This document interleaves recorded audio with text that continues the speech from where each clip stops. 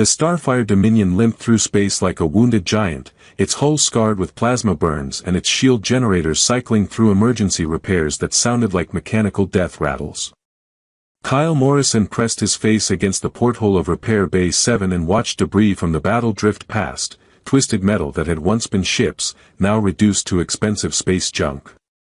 Another glorious victory for the Zorathi Empire, he muttered, turning back to the chaos of damaged exosuits that filled the repair bay. The alien armor looked like it had been through a blender operated by someone with serious anger management issues. Kyle had been working for the Zorathi military for 3 years, ever since answering a job posting that had seemed too good to be true.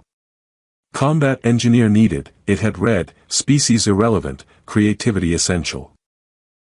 The pay was excellent, the benefits included full medical coverage and guaranteed transportation to 12 different star systems, and the job description had mentioned challenging technical problems, without specifying that most of those problems would involve keeping sophisticated alien technology functional using spare parts, duct tape, and what his supervisor diplomatically called unorthodox methodologies. He picked up a damaged gauntlet that was supposed to enhance a warrior's strength by a factor of 20 but currently couldn't enhance anything stronger than a gentle handshake. The quantum servos had been fried, the bioresponsive gel that interfaced with Zorathi nervous systems had crystallized, and the whole assembly smelled like burned electronics mixed with something that might have been alien body odor. "Right," Kyle said to the gauntlet, "let's see what we're working with." This was his standard approach to broken alien technology. Treat it like a conversation partner, ask it nicely to explain what was wrong, and then completely ignore its design specifications in favor of solutions that worked. 3 years of this approach had earned him a reputation as either a mechanical genius or a dangerous lunatic, depending on which Zorathi officer you asked. The repair bay's main doors burst open with enough force to rattle the tool racks, and Kyle looked up to see every Zorathi technician in the facility suddenly develop urgent business elsewhere. They scattered like startled cats, leaving behind half-finished repairs and the distinctive ozone smell of fear-activated Zorathi scent glands. Princess Vaila Kethrian stood in the doorway like a very angry storm front given physical form. Her ceremonial combat armor, usually a pristine silver that shifted through spectral colors based on her mood, was scorched black in several places and sparking intermittently from damaged power conduits. Her ears, long and elegantly pointed like graceful leaves, were pressed flat against her skull in the universal Zorathi expression for, "Someone is about to have a very bad day." "Who repaired this armor?" she bellowed, her voice carrying the kind of authority that could probably be heard through vacuum. The remaining Zorathi technicians became very interested in their workstations, their tools, and anywhere that wasn't in the princess's direct line of sight. Kyle had noticed this phenomenon before. Zorathi warriors were fearless in combat against enemy fleets, alien monsters, and cosmic horrors, but put them in the same room as an angry member of their royal family and they suddenly developed the survival instincts of small prey animals. Kyle looked around the rapidly emptying repair bay, then at the princess, then at the damaged gauntlet in his hands. Basic probability suggested that someone should probably answer her question, and basic self-preservation suggested that someone probably shouldn't be him. Unfortunately, Kyle had never been particularly good at listening to basic self-preservation. He set down the gauntlet and stepped forward. "That would be me, Your Highness."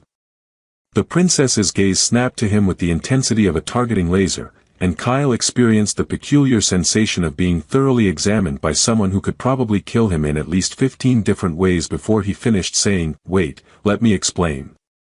Her armor's color-shifting properties were cycling through what appeared to be the Zorathi equivalent of extremely dangerous mood, settling on a deep crimson that pulsed like a warning beacon. "You," she said, and her voice carried enough menace to make nearby metal objects vibrate sympathetically, "are human." "Guilty as charged," Kyle replied, then immediately wondered if "guilty" was the best word choice when talking to someone whose armor was literally smoking with barely contained violence. "And you repaired my armor." "I did my best with what I had to work with. Though I should mention that your bioresponsive systems were already compromised when the armor came in. Someone's been tampering with the quantum matrices, and the power coupling to your left shoulder assembly has been slowly degrading for weeks."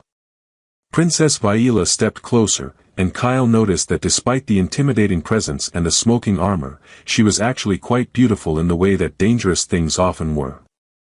Her ears, no longer pressed flat with anger, had an almost translucent quality at their pointed tips, and her eyes were the deep violet color that Zarathi genetics produced in their royal bloodlines. "Explain," she commanded.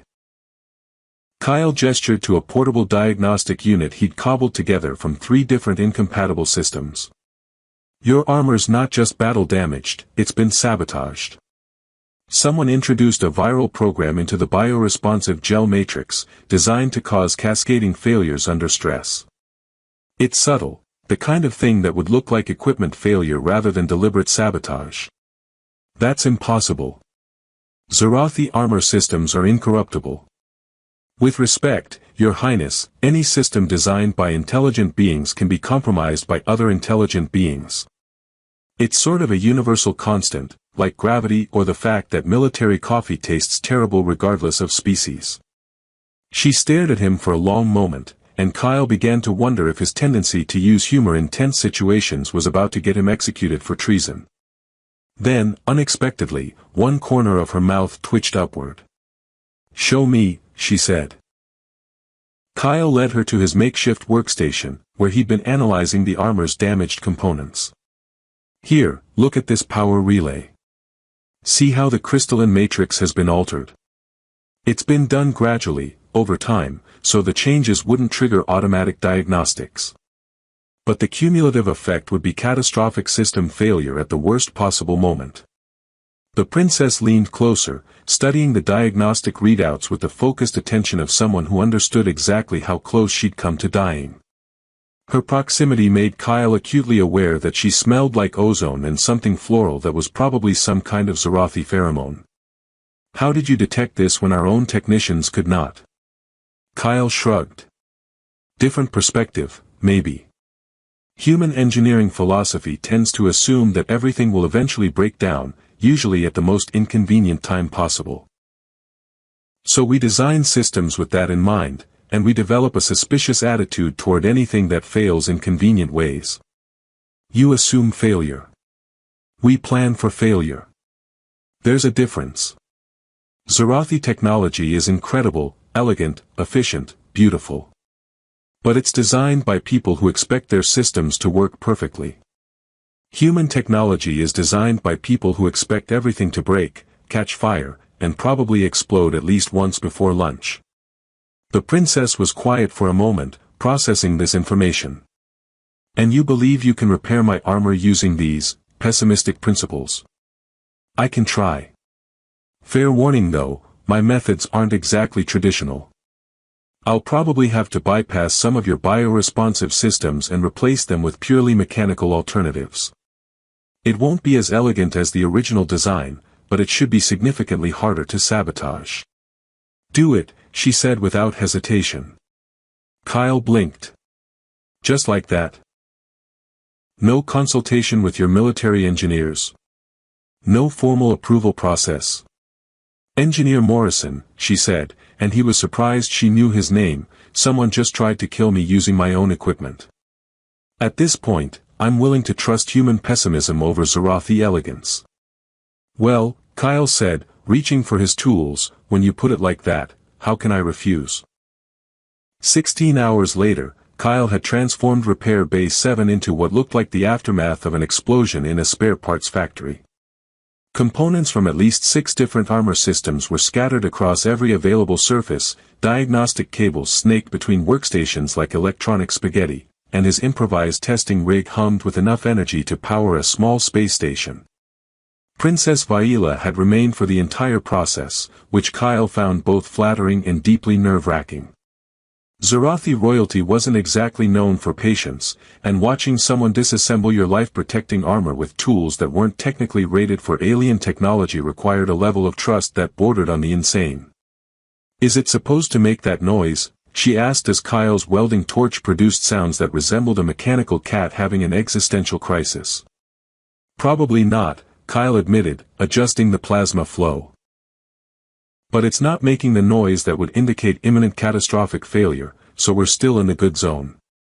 "You have different noise categories?" "Oh, Absolutely.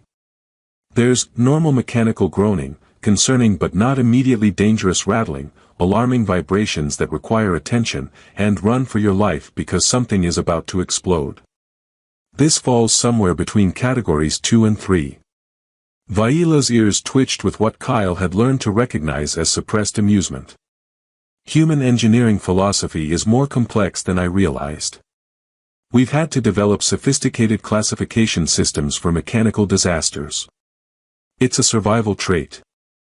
The bioresponsive gel matrix had been the most challenging component to replace. Zarathi armor relied on a symbiotic relationship between the wearer's nervous system and the suit's processors, creating seamless integration between thought and action. Kyle's solution involved bypassing the biological interface entirely and replacing it with a neural transmitter array salvaged from a damaged communication system. This will feel different from your original armor, he warned as he calibrated the new interface.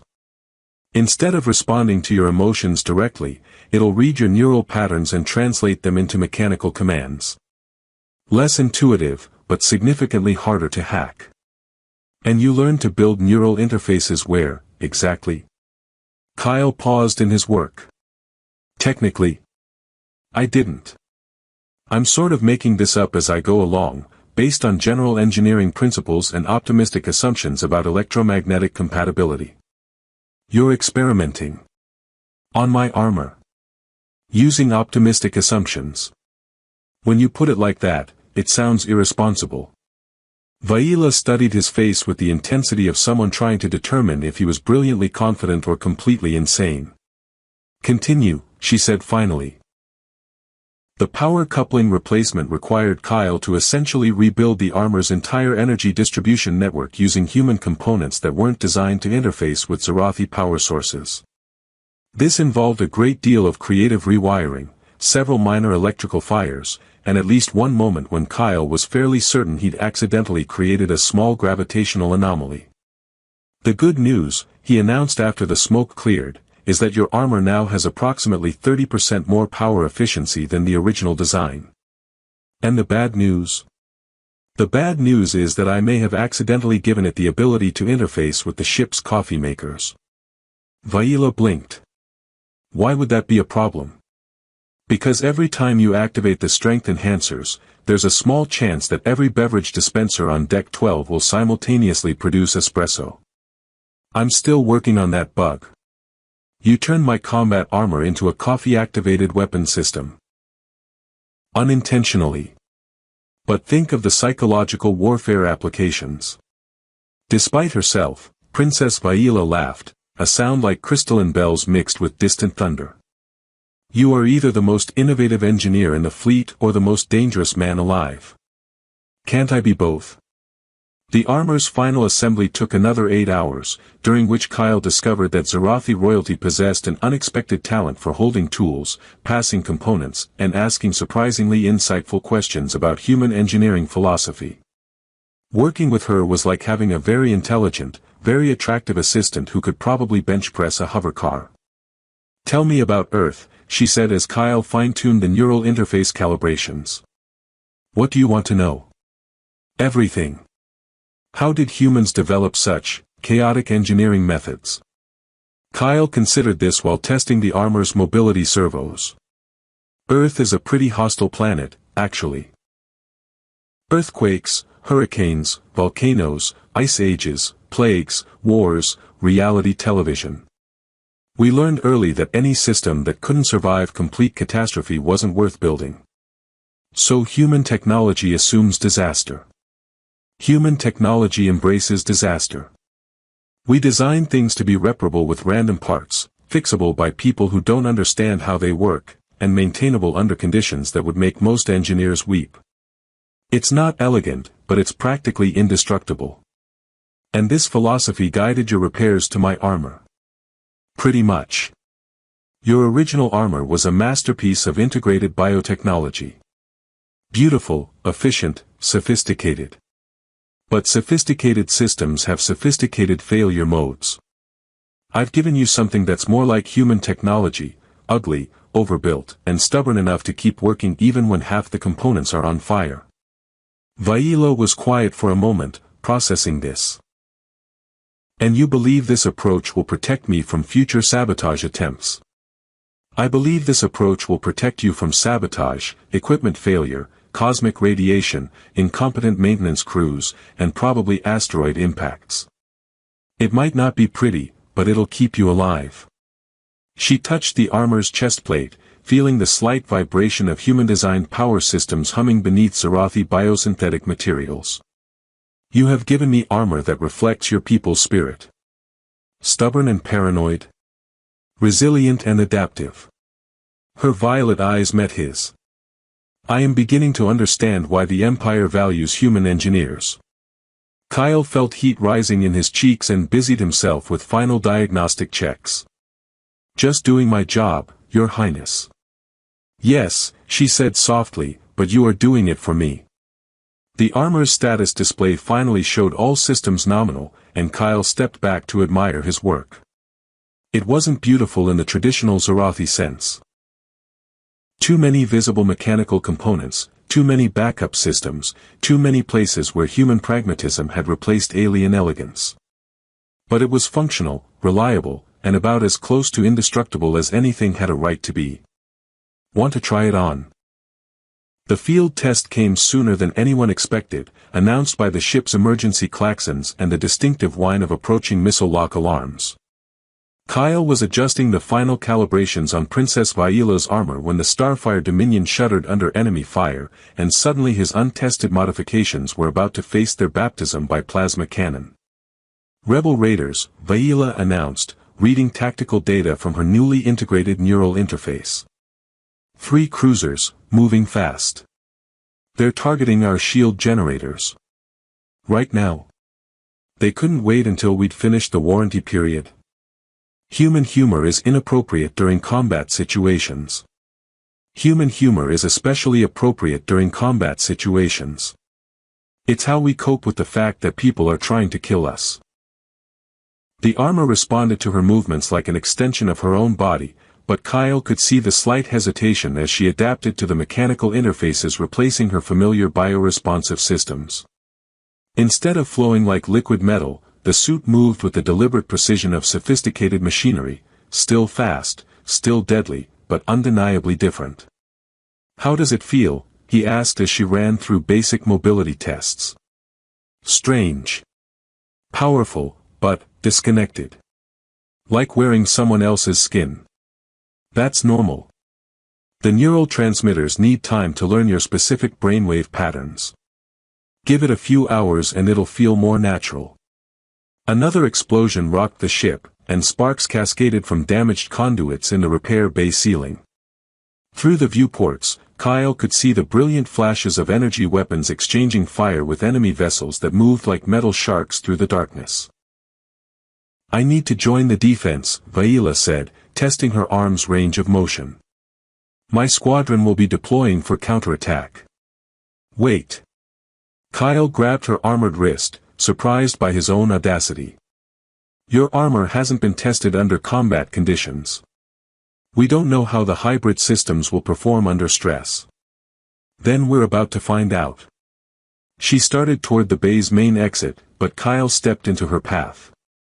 This was either very brave or very stupid, and he was fairly certain it was the latter. Your Highness, I need to come with you. Vaila stopped, her violet eyes widening with surprise. You are an engineer, not a warrior. I'm the only person who understands how your armor works now. If something goes wrong, and in my experience, something always goes wrong, you'll need someone who can fix it on the fly. Combat zones are dangerous for non-combatants.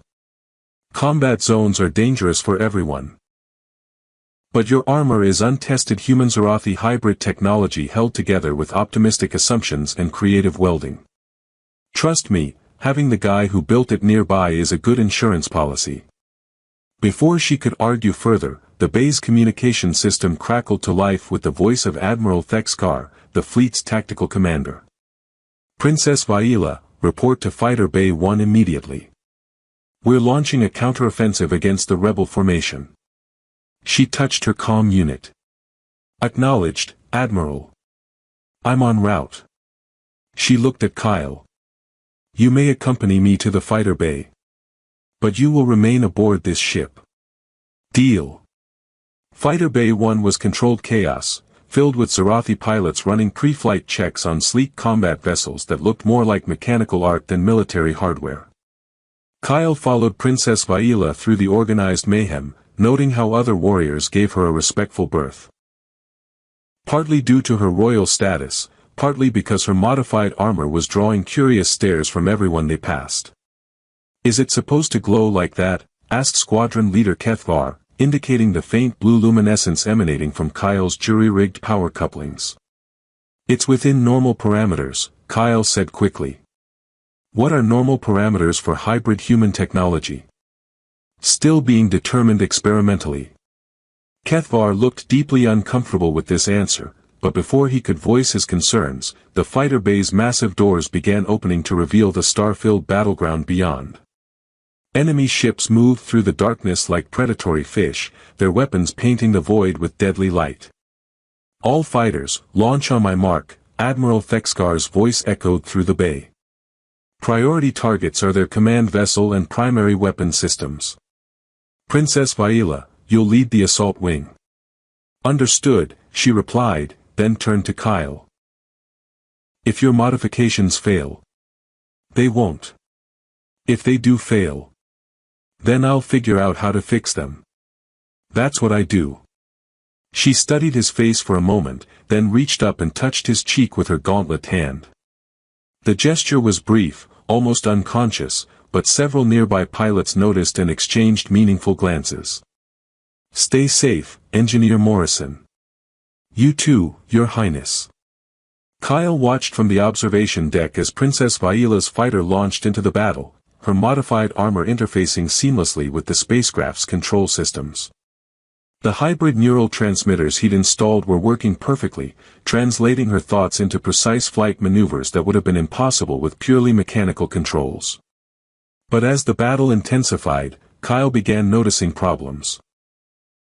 Vaila's armor was cycling through color patterns that didn't match her usual emotional responses, the power distribution seemed unstable, and her fighter's performance was fluctuating in ways that suggested the biomechanical interface wasn't properly calibrated for combat stress. This isn't right, he muttered, pulling up diagnostic feeds on a nearby terminal. Admiral Thexkar noticed his concern. What isn't right, human? The princess's armor. Something's wrong with the neural interface. It's not responding correctly to combat conditions. Are you saying your modifications are failing? Kyle studied the data streams, his mind racing through possible explanations. No, they're working exactly as designed. But the armor's original bioresponsive systems aren't completely disconnected. They're interfering with the mechanical interfaces, creating feedback loops that... He stopped, realization hitting him like a plasma blast. It's not equipment failure. Someone's using the old bioresponsive pathways to inject commands directly into her armor's control systems. Sabotage. Active sabotage. Someone with access to Zarathi biotechnology protocols is trying to override her armor remotely, using the original interfaces that should have been disabled. Thexkar's expression darkened. Can you stop it? Kyle looked at the battle raging beyond the fighter bay doors, then at the diagnostic equipment scattered around the observation deck. Maybe. But I'll need direct access to her armor systems. She's in the middle of a combat zone. Then I guess I'm going into the middle of a combat zone. The Admiral stared at him. You are insane. Probably. But I'm also the only one who can save her. Kyle was already running toward the spare fighters, his mind calculating the modifications he'd need to make to interface with Vaila's armor systems remotely. It was going to be dangerous, technically complex, and almost certainly suicidal. In other words, a perfectly normal day for human engineering. Kyle's first attempt at piloting a Zarathi fighter nearly ended with him flying directly into the Starfire Dominion's main engines, which would have been an impressively quick way to solve everyone's problems through mutual incineration. His second attempt was more successful, mostly because he'd stopped trying to understand the flight controls and started treating them like particularly sophisticated plumbing. "Morrison, what are you doing out here?" Princess Vaila's voice crackled through his comm system, distorted by weapons fire and what sounded like considerable stress. "Saving your life, hopefully. Your armor's being hacked remotely through the old bioresponsive channels. Someone's sending override commands directly to your control systems. That explains why I just tried to shoot Admiral Thexkar's fighter instead of the rebel cruiser." "You did what?" "The armor's targeting system overrode my intentions. It's selecting friendly targets instead of enemies." Kyle's blood ran cold. This wasn't just sabotage, it was assassination by remote control, designed to turn the princess into a weapon against her own forces. "I'm coming to you. I need physical access to your armor's external ports to isolate the corrupted systems." "Absolutely not. Combat zones are no place for engineers. Combat zones are exactly where engineers are most needed, because that's when everything breaks at once." He maneuvered his fighter toward her position, dodging plasma bursts and trying not to think about the fact that he was flying a military spacecraft with approximately 15 minutes of training and a profound misunderstanding of basic physics. The rebel ship seemed more interested in the larger Zarathi vessels, which gave him a clear approach vector to where Princess Vaila was engaged in a deadly dance with enemy fighters. "Kyle, behind you," she warned. He turned to see a rebel interceptor bearing down on his position, weapons charging for what would probably be a very final attack. Kyle's evasive maneuvers consisted largely of random course changes and fervent prayers to any deities who might have jurisdiction over incompetent pilots. The interceptor exploded in a brilliant flash of light as Princess Vaila's fighter swept past, her weapon systems temporarily overriding the sabotage protocols. "I told you this was dangerous. Everything's dangerous. The question is whether it's worth it." Kyle managed to dock his fighter against Vaila's using techniques that violated several laws of physics but were perfectly consistent with human stubbornness. The external maintenance port on her armor was accessible through his fighter's emergency airlock, though reaching it required him to essentially perform spacewalk repairs while both vessels were moving at combat velocity. "This is insane," he muttered, connecting his diagnostic equipment to her armor's external systems. "Agreed," came her voice through the comm, "but I'm beginning to appreciate human insanity." The sabotage program was elegant, sophisticated, and completely dependent on the assumption that no one would be crazy enough to attempt real-time repairs during active combat. Kyle bypassed the corrupted bioresponsive channels by rerouting all command inputs through his mechanical interfaces, essentially turning Princess Vaila's armor into a human-designed system that happened to be worn by an alien. "Try it now," he said, uploading his modifications. The change was immediate. Vaila's fighter suddenly moved with fluid precision, her weapon selecting proper targets, her flight patterns displaying the lethal grace that had made her legendary throughout the Zarathi military. "Much better," she said, and Kyle could hear the relief in her voice. "The armor feels responsive again." "Different, but responsive. Good. Now we just need to figure out who's been trying to kill you." "Actually," Admiral Thexkar's voice cut into their conversation, "we've already solved that mystery. Our investigation teams have arrested court engineer Valethnos for treason, sabotage, and attempted regicide. Apparently, he objected to human involvement in Zarathi military systems." Kyle felt a cold satisfaction at the news, mixed with the realization that his unconventional methods had just been validated by preventing an assassination. "So what happens now?" "Now," Princess Vaila said, her fighter moving to escort his back toward the Starfire Dominion, "we discuss your future with the Zarathi Empire." The formal ceremony 3 days later was unlike anything Kyle had experienced. The throne room of the Starfire Dominion had been transformed for the occasion, filled with Zarathi nobility whose ears displayed the full spectrum of curiosity, approval, and barely concealed dismay. Kyle stood before the assembled court wearing his best maintenance coveralls, which he tried to clean but which still bore the honorable stains of his profession. Emperor Kethvalen himself presided over the proceedings, his ancient eyes studying Kyle with interest that felt both benevolent and slightly predatory. "Engineer Morrison," he began, his voice carrying the weight of absolute authority, "you have served our empire with distinction, creativity, and what our military analysts describe as constructive disregard for established protocols. Thank you, Your Majesty. I think our daughter has requested that you be appointed to a new position, Chief Innovation Officer for Imperial Military Systems. This would make you the first human to hold noble rank within our empire." Kyle glanced at Princess Vaila, who stood beside her father's throne wearing armor that gleamed with subtle modifications, human engineering disguised as Zarathi elegance. She nodded encouragingly. "I'm honored, Your Majesty, but I should mention that my methods tend to make traditional engineers nervous. We are aware. Princess Vaila has provided detailed reports on your unconventional approach to problem solving.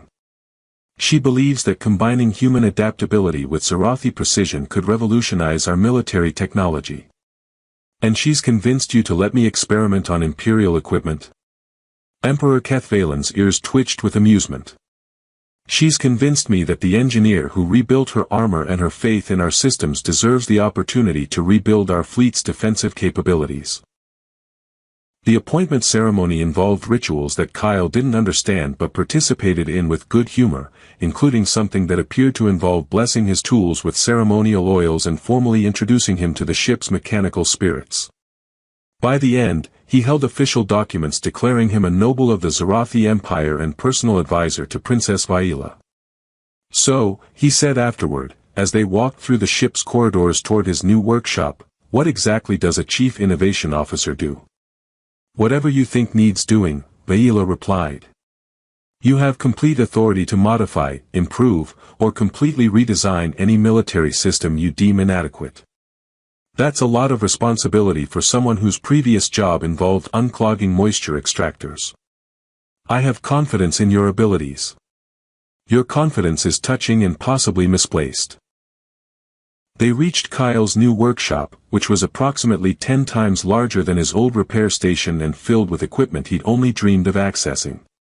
Advanced fabrication units, quantum material analyzers, and synthesis chambers that could create components from raw atomic matter lined the walls like an engineer's fantasy made manifest. "There is one more thing," Vaila said, her ears coloring slightly. "My father has suggested that my personal engineer should have closer access to my quarters. For consultation purposes." Kyle nearly dropped the plasma calibrator he'd been examining. Closer access.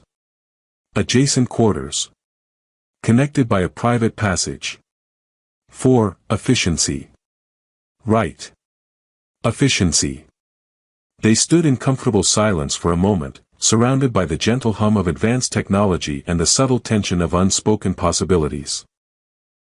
Kyle found himself studying the way light caught the translucent tips of her ears, the graceful curve of her neck where it met the collar of her dress uniform.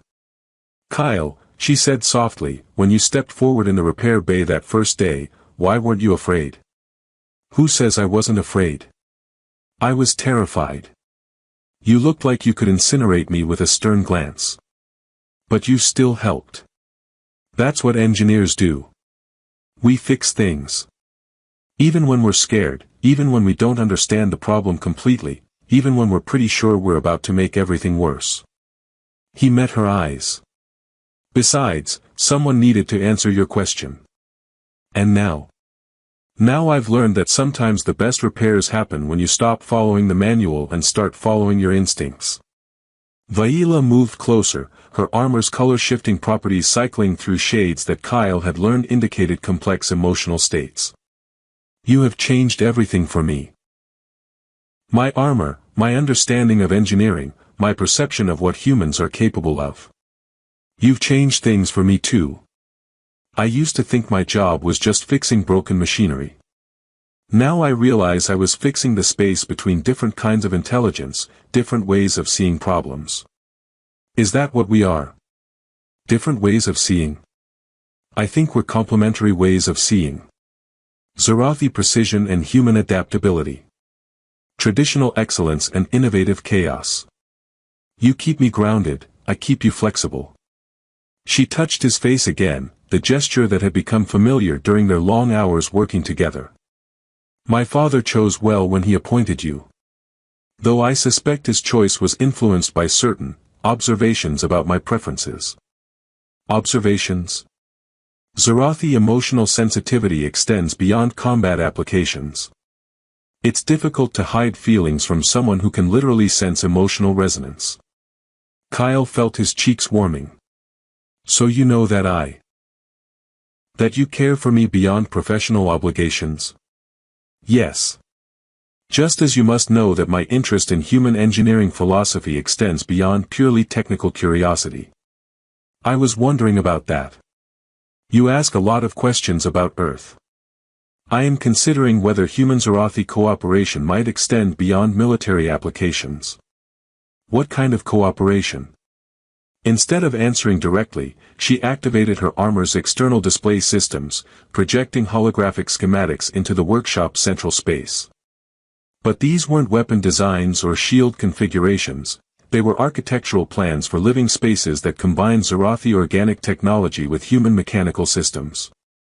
I've been designing joint habitation modules, she said.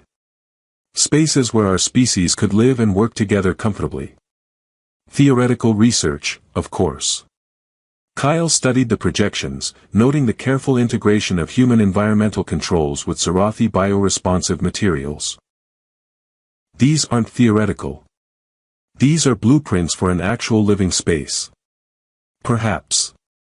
With 2 bedrooms that share a common workspace. Efficiency in design is important. Vaila, he said, using her name without the royal title for the first time, are you asking me to move in with you? Her ears colored a delicate shade of rose. I am asking if you would consider making our professional partnership into something more comprehensive. Kyle looked around his new workshop, filled with technology that would let him build things he'd never imagined possible. Then he looked at Princess Vaila, whose armor still bore the modifications he'd made, human stubbornness integrated with Zarathi elegance, creating something stronger than either could achieve alone. I should warn you, he said, I have terrible habits. I leave tools everywhere, I talk to machinery, and I have a tendency to fix things that aren't broken because I think they could work better. I should warn you that I am accustomed to deference, I have strong opinions about proper protocol, and I will probably try to organize your workshop according to imperial efficiency standards. Sounds like we're going to drive each other crazy. Probably. I can live with that. Good, she said, and her smile was brighter than the stars visible through the workshop's viewports. Because I have many more armor systems that need improving, and I suspect you're going to enjoy the challenge. Kyle laughed, the sound echoing through their shared workspace as the Starfire Dominion continued its journey through the galaxy. He'd started as a maintenance worker who fixed broken things for a living. Now he was a noble engineer building a future with the most dangerous, brilliant, and beautiful woman in the Zarathi Empire. It was, he reflected, a significant career advancement.